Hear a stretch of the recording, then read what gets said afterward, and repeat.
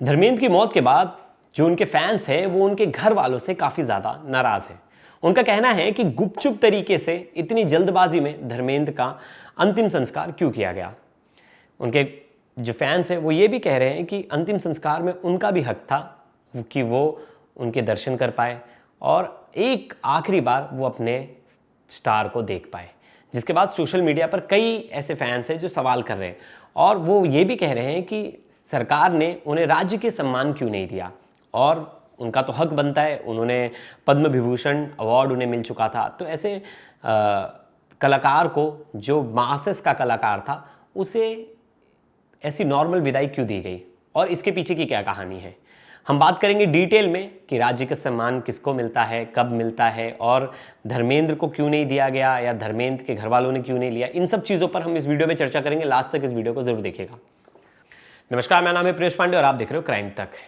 एक स्टार बनता है तो उसके पीछे उसकी कड़ी मेहनत होती है, उसके साथ उसके फैंस जो उसे स्टार बनाते हैं उनकी भी मेहनत होती है, और बिना फैंस के कोई स्टार बन नहीं सकता, क्योंकि उसके घर वाले, उसके बाकी दोस्त यार, उसके स्ट्रगल टाइम में सब ने उसकी मदद की होती है, लेकिन मेन जो उसे उठाने वाले होते हैं वो तो उसके स्टार्स होते हैं। इसी तरह अगर कोई एक्टर बड़ा बनता है तो फैंस का बड़ा योगदान होता है। अब खबर आती है कि धर्मेंद्र जी की मौत हो गई है, उनका निधन हो गया है 24 नवंबर को, जिसके बाद पूरे देश में शोक की लहर फैल जाती है और उनके फैंस जहाँ कहीं भी थे अलग अलग जगहों पर वो उनके लिए भागे दौड़े मुंबई के लिए निकल जाते हैं।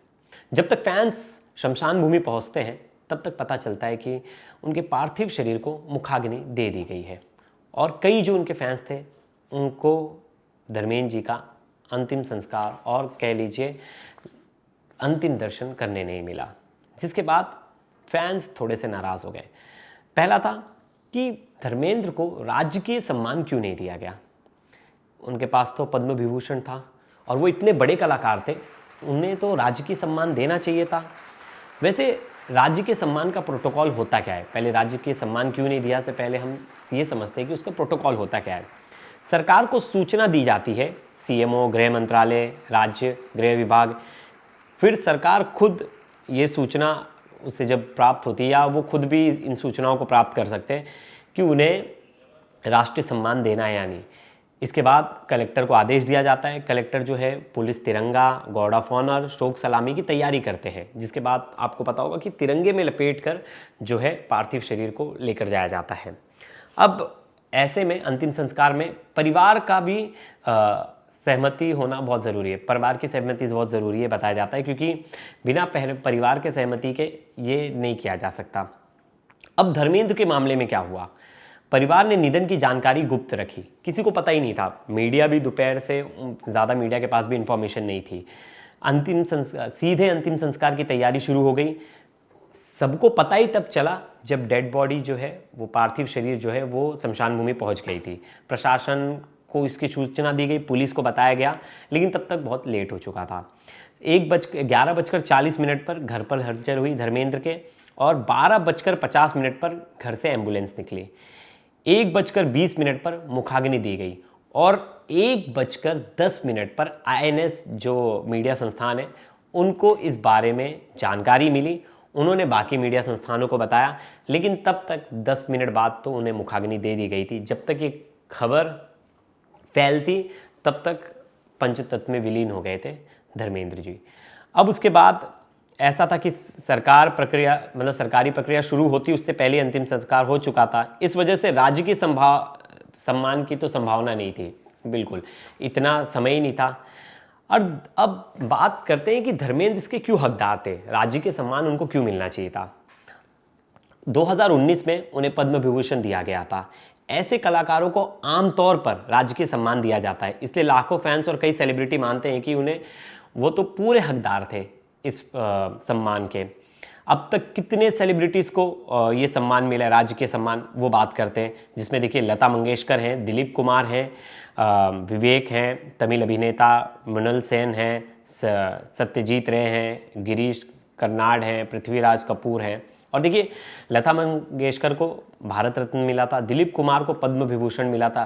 दिलीप कुमार भी देखिए कितने फेमस एक्टर हैं। और पद्म विभूषण धर्मेंद्र को भी मिला था। ओम पुरी को पद्मश्री मिला था। सत्यजीत रे को भारत रत्न मिला था। फिर ऐसे बहुत सारे लोग हैं जिन्हें ये मतलब राजकीय सम्मान मिला है। देखिए, और हमेशा ऐसा होता है कि ये सरकार पर डिपेंड करता है कि सरकार अगर देना चाहे तो ऐसा ज़रूरी नहीं है कि जिसे अवार्ड मिला है उनको ही दिया जाए। राजकीय सम्मान उन हर हस्तियों को दिया जाता है जिनका अहम रोल रहा है। वो कह लीजिए सोशल वर्क में बड़े पॉलिटिशियन हैं, कोई बड़े ऑफिसर हैं, कोई अच्छा ऑफिसर कुछ काम करके गया है, कोई अच्छा सेलिब्रिटी है, गायक है, सिंगर है, कोई भी जिसने एक उनके राज्य को अलग पहचान दी हो, जिसने नेशन लेवल पर कुछ अच्छा काम किया हो, जिसकी वजह से उसकी पहचान बनी हो।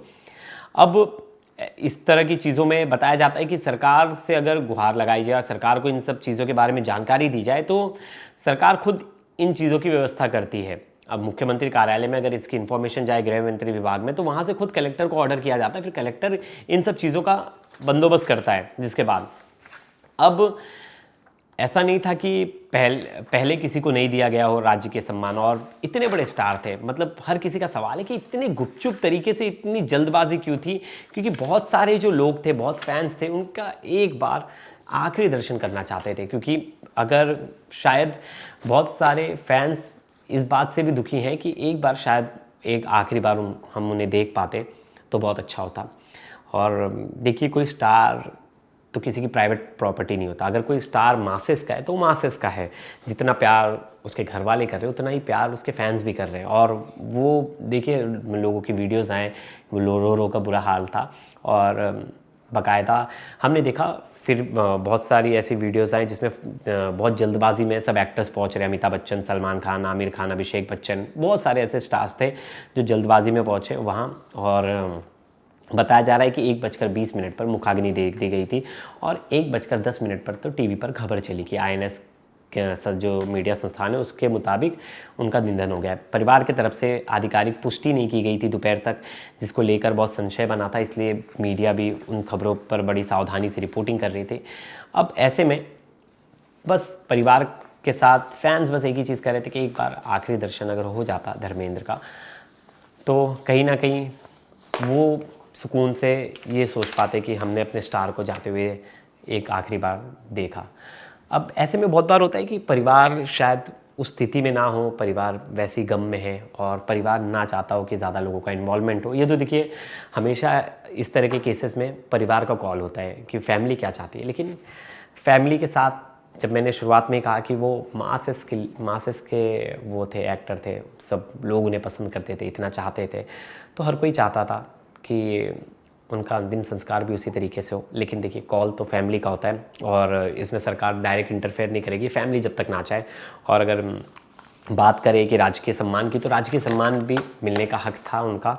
और अगर सरकार को इंटीमेशन दिया जाता, इन सब चीज़ों के बारे में बोला जाता, तो सरकार ऐसा नहीं है कि मना कर देती। क्योंकि मुझे याद है कि महाराष्ट्र में बीजेपी की सरकार है और इनके जो धर्मेंद्र खुद 2003 में बीजेपी उन्होंने ज्वाइन किया था, 2004 में, और उनके बेटे भी बीजेपी से सांसद रह चुके हैं। तो ऐसे में कुछ वो नहीं था कि कोई कठिनाई थी और या कुछ ऐसा था।